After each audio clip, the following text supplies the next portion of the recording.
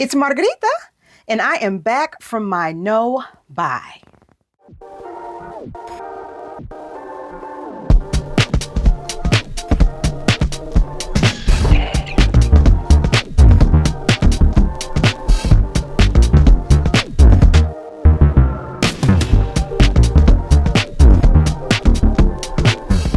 April was a tough month. Let me tell you, I had to stay out of the forums. I had to stay off Fragrantica, stay off the internet altogether, basically, to avoid being tempted to buy a new fragrance.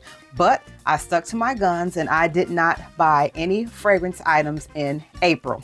That said, May 2nd, Kayali rolled out a new fragrance, and that was my first purchase in May. Vanilla Candy Rock Sugar 42. First of all, I didn't even know Kayali was releasing anything new. I happened to go on Facebook for something else and it popped up in my feed and I was like, are you kidding me? A new fragrance already. It seems like they release fragrances more frequently now than previously, and I am not mad about it. I don't know if you can see behind me, but I've got quite a few Kayalis back there.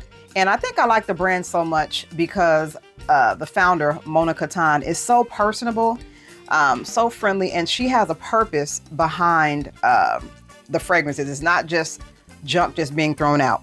Now, I almost didn't get this because when I read reviews, they said that it smelled a lot like Gaudier's La Belle. And it does. This was a blind purchase, as are almost all of my Kayali fragrances, but I am not disappointed. This is what La Belle should have been. I wore this every day for about a week straight. I don't know if you can see this dent, but I have been wearing this. I've been wearing it by itself. I've been layering it, and I have been enjoying this. This is sweet, but not sickeningly sweet. It's gourmand, but it's a grown-up gourmand. My cap. The crystal is separated from the gold part, but that's okay. I can still reach the sprayer, so that's all I care about. But the notes here are candied pear, sweet violet, bubblegum, white caramel, rock sugar, and vanilla cream. I don't get all of the individual notes, and that's good because I don't like violet. Violet and I are not friends because it goes too powdery and sometimes too mature. It's almost up there with rose, and y'all know I don't really care for rose. But that said, Vanilla Candy Rock Sugar 42 is something that I am happy it is a blind buy success, because y'all know on this channel I have shown many fails. But back to my no buy. What I learned on this no buy was that I didn't really need any new fragrances anyway. I think over time we get this compulsion to get new because we have this revolving door of new fragrances. There's always something coming out, always the new one the next, and that's fine. But sometimes we just have to sit and appreciate what we have. And that's what I've been doing in April and actually most of May. This is the only thing that I bought between April and May, and I'm actually going back on a no buy for the rest of the month. So in 2 months to only have bought one fragrance, that's pretty good for me. Let me know in the comments if you agree.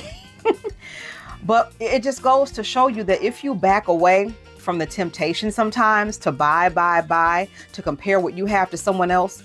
And I will tell you this, in a lot of the groups that I'm a member of, it is really easy to fall victim to the my collection isn't big enough syndrome. There is no right or wrong size of a collection, only what's appropriate for you. I know people who have only, 2 or 3 fragrances and that's all they need. And that's great. And honestly, the fewer items you have, the fewer decisions you have to make, meaning that it's less painstaking when you have to make decisions about what to wear.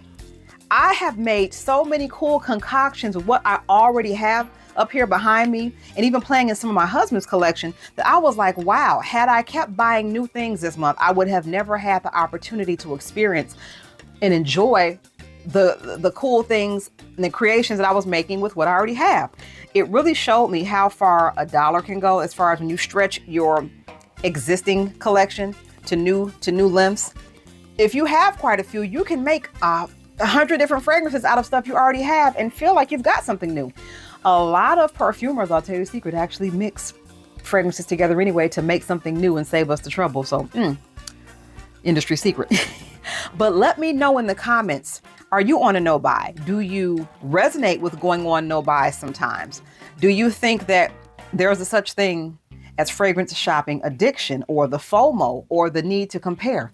Do you think that social media or different commercials in general has caused a spike in purchasing habits in consumers?